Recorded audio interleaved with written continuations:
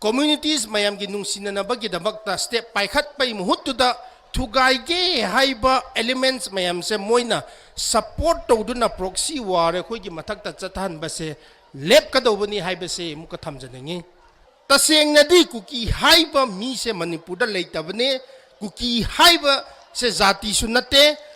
sigi kuki haiba sing se khoi sisu sijin roi do bane togadabu manipur da mitop oiraga manipur da violence sijin aduna manipur da mogi apamba phangna na bagi separate manipur gi thogaina na bagi phangna na bagi damakta laiba kangbu separatist element mayam sing se kuki ne atei maheron dagi leiminarakpa thado ne wifi ne mar ne paite mayam sing se khoi aseng ba mini adugi maram oiduna kuki haiba se laitabagi maram oiduna kuki haiba se mapandagi changapa thoningba thonba mayam kangbu oibanina manipur se shanti long lasting permanent peace lakhan se hai taradi kuki haiba phurup leite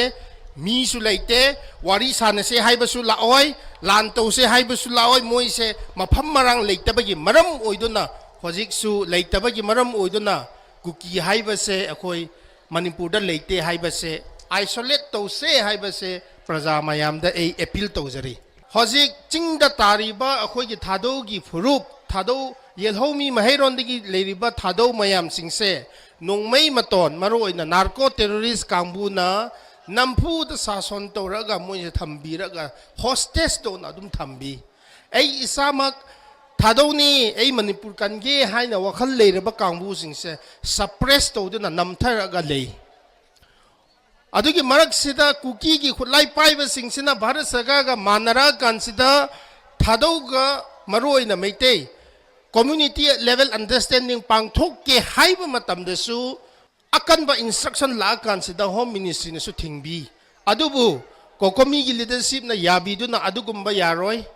nang khoi na sen khatna ba na sen yanoro hai taradi ekhoi ga thado ga meite gi yanage haira kan sida noi khut thinjila kanu haina yanaba putho kan sida ngasi gi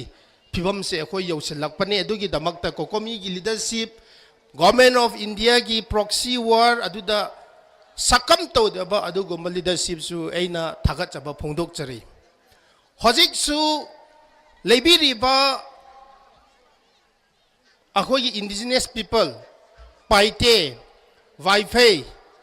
mar atei pik kraba zati mayam singsu masa masa gi identity khangi moi lagningi adubu moi se laghandaba ngasai anti manipur separatist elements mayamna thingaga adum lei adu mayam sing kamaine khoi pusin gani chingda leiriba thado gi yelhomi maheron dagi meitei ga ching tamkhai dana khoi taminarakpa adu mayam sing kamaine khoi pusin gani akhoi unity oina leira kan sida akhoi puthok pangam gani achumba manipur du akhoi ut pangam gani ba